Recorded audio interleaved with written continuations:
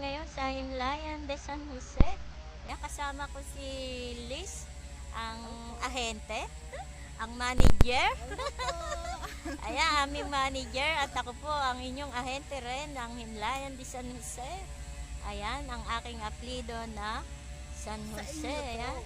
Tati San Jose Galvez. Ayan, ayun. Hello po, Tati San Jose Galvez. Pupunta kami sa Himlayan na San Jose.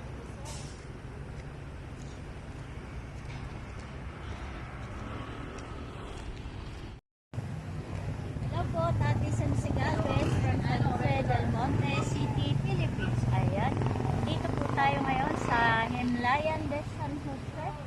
Ayan, dito po tayo ngayon sa Himlayan de San Jose. Ayan. Ayan, ayun. Ayan po, bye-bye na.